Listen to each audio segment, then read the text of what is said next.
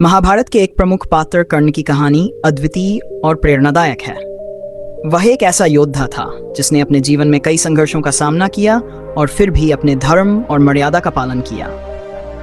कर्ण का जन्म कुंती के गर्भ से हुआ था जब वह विवाहित थी। सूर्यदेव ने उन्हें एक वरदान के रूप में कर्ण प्रदान किया था, लेकिन समाज के डर से कुंती ने कर्ण को एक नदी में प्रवाहित कर दिया।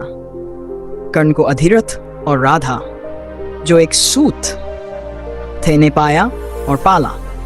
इसलिए कर्ण को सूत पुत्र कहा जाता था और उनका बचपन रथ चालन और शस्त्र विद्या सीखने में बीता। कर्ण के जीवन का सबसे महत्वपूर्ण मोड़ तब आया जब वह धनुर्विद्या सीखने के लिए गुरु परशुराम के पास गए। कर्ण ने परशुराम से यह तथ्य छिपाया कि वह एक सूत पुत्र है, क्योंकि परशुराम केवल ब्राह्मणों को शिक्षा देते थे। एक दिन परशुराम को पता चला कि कर्ण एक क्षत्रिय नहीं है और उन्होंने उसे श्राप दिया कि जब भी उसे सबसे अधिक आवश्यकता होगी तब वह अपने ज्ञान का उपयोग नहीं कर पाएगा। महाभारत के युद्ध में कर्ण ने दुर्योधन का साथ दिया, जो उनके जीवन का दूसरा महत्वपूर्ण मोड़ था। कर्ण और दुर्योधन के बीच गहरी मित्रता थी। दुर्योधन ने कर्ण को अंग देश का राजा बनाया था और उसकी प्रतिष्ठा को समाज में स्वीकार करवाया था। कर्ण ने हमेशा दुर्योधन की मित्रता का सम्मान किया और उसके लिए अपना सर्वस्व न्योछावर करने के लिए तैयार रहे। कर्ण की सबसे बड़ी त्रासदी ये थी कि वह स्वयं पांडवों का बड़ा भाई था, लेकिन उसे यह सच्चाई बहुत देर से पता चली। श्री कृष्ण ने कर्ण को उसके जन्म के बारे में बताया और उसे पांडवों का साथ देने के लिए कहा, लेकिन कर्ण ने दुर्योधन का साथ छोड़ने से इनकार कर दिया।